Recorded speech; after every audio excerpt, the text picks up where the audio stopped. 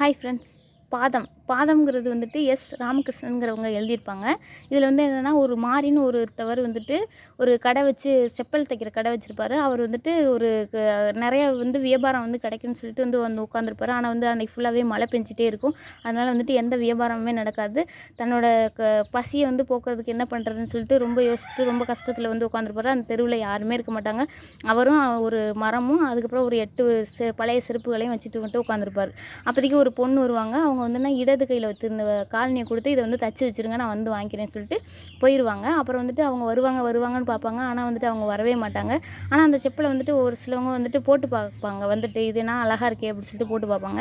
அப்படி போட்டு பார்க்கும்போதுட்டு ரொம்ப அழகாக இருக்குது அப்படின்னு போடும்போது எல்லாத்துக்குமே அந்த அவங்களோட காலுக்கு வந்து அது சரியாக இருக்கும்.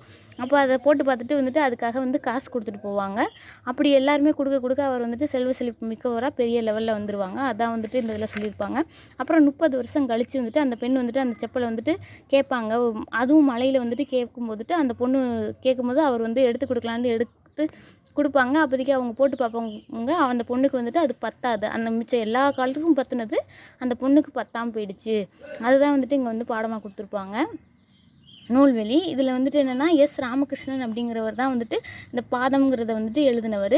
தமிழ் எழுத்தாளர்களில் வந்து குறிப்பிடத்தக்கவராக வந்துட்டு கருதப்படுறாரு. அதுக்கப்புறம் இவர் வந்துட்டு நாவல், சிறுகதை, கட்டுரை தொகுப்புகள், அப்புறம் வந்து சிறுவர் இலக்கியங்கள் எல்லாத்தையும் வந்துன்னா எழுதக்கூடியவராக வந்துட்டு இவர் கருதப்படுறாரு.